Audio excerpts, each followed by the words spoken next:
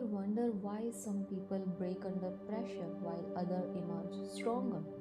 Why do some people drown in heartbreak, failure, or rejection while others move forward as if nothing has happened?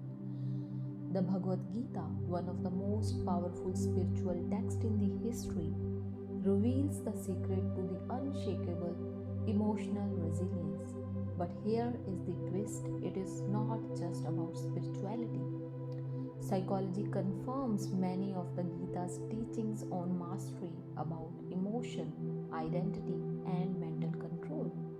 Today, we will dive deep into the Gita's wisdom and break it down using the psychology so you can apply it to your own life. If you struggle with overthinking, emotional pain, or self doubt, this video is for you.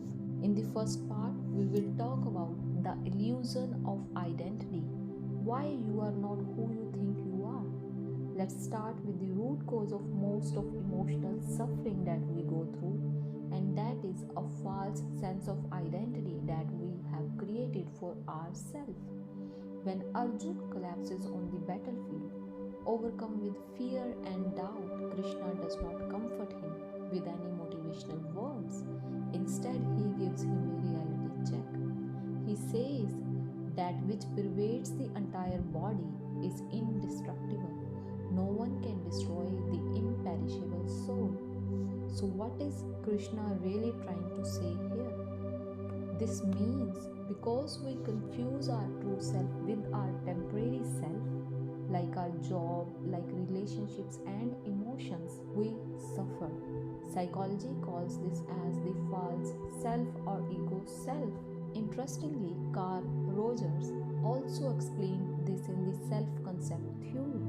So he gave three selves for the human. First is the real self, second is the ideal self, and third is the false self. So who is real self? This is the person who you actually are. And if we talk in Gita's term, it is the Atman, it is called soul. When our soul is expressive through our actions, our behavior, what we are doing in life, that is our real self. And then comes the ideal self. This is who you think you should be, and it is mostly shaped by society. And third is the false self. It is the ever-changing identity that is tied to the external things like money, reputation, and validation. Most people attach their self-worth to the temporary things, which is why they crumble when they lose them. You did not get that promotion, your self-esteem will take a hit. Someone criticizes you, you feel worthless. But what if you detach from this false identity and root yourself in something permanent? So here is the psychological hack for you. Try cognitive diffusion. This is a technique that is given by psychology. Whenever you feel an overwhelming emotion, don't identify with that emotion for too long. If you keep repeating to yourself that I am a failure, this will become your identity. But instead of saying that, just say I am experiencing the thoughts of failure. Now, here you are creating the space between your emotions and you. You are not identifying with that. You are clear that this is how you feel in this moment, but this is not your permanent self. Moving forward, Krishna also gave us 3 layers of action, and these are the secret to mastering your mind. So he just did not tell Arjun to be strong or think positively.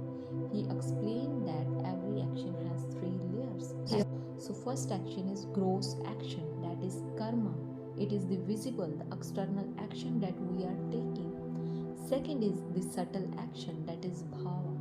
This is the internal, emotional and mental state that is behind the action we are taking. And then comes the causal action, the third one, karma phala. It is known as karma phala, the deeper subconscious pattern shaping our future experiences. So this is where modern psychology and the Gita align perfectly. Psychologist Aaron Beck's cognitive model explained that our emotions don't come from external events but from how we are interpreting them. For example, imagine there are two people who are getting rejected from a job, but the first person is saying, I'm not good enough, I will never succeed. So this person will feel hopeless for a longer period of time. Whereas the second person is saying, this was not meant for me, I will improve and try again. Now this person will stay motivated and he will take the next action as soon as possible. So the external event, the gross action is same for both the persons, but the internal interpretation, the subtle action changes everything. Krishna tells Arjuna, the wise do not grieve for the living or the dead. Why? Because resilient people don't react to the external events, they master their internal world. So another psychological hack here is practice cognitive reframing. So whenever you face failure, rejection or a challenge, just ask yourself, what is the higher perspective on this? Am I interpreting this in a way that helps or harms me? What if this is actually guiding me towards something better? So these are three questions that can change how you are seeing things in your life, how you are moving forward in your life. So this is what Krishna, and this is exactly what Krishna does for Arjuna. He helps him reframe his entire situation from fear to the purpose. Moving forward, we will talk about dharma over drama. It is about not letting emotion control your life, not letting drama control your life. This is the core teaching of Gita. It is called dharma and it means duty or your higher purpose. Krishna tells Arjuna, it is better to live your own dharma imperfectly rather than live another's perfectly. So most of us make decisions based on fear, doubt or emotions rather than clarity and purpose. But Krishna teaches that emotional resilience comes from choosing dharma over drama. Example, you want to start a business or pursue a passion or make a big life change, but self-doubt creeps in every time you want to do it. Questions like, what if I fail? What will people think of me if I fail? Will stop you from performing the action that are needed. So this is the emotional drama that is blocking your dharma, your purpose. Krishna tells Arjuna to act based on purpose and not the emotion. So here the psychological hack we have is, here is the another psychological hack for you.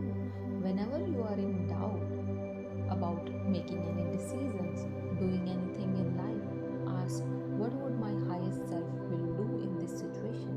Am I making this decision out of fear or purpose? So by shifting your focus from the emotional reaction to the higher purpose, resilience becomes your default state. One of the most important things that we learn from Krishna is surrendering to the higher intelligence. It is the ultimate freedom that a human can experience. So Krishna reveals the deepest secret to the resilience, and that is surrender.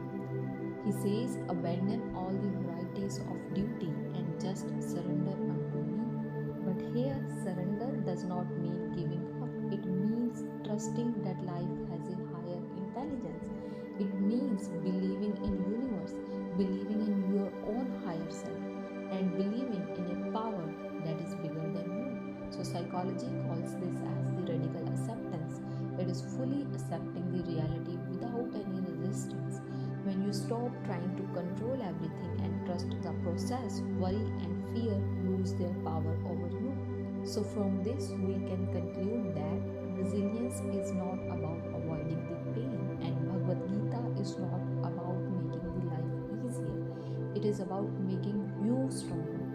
So first thing that you have to do is detach yourself from the false self. Second is the master your inner world that will shape your experience in the life. And third is the follow your dharma, do your duty, act based on the purpose and not the fear.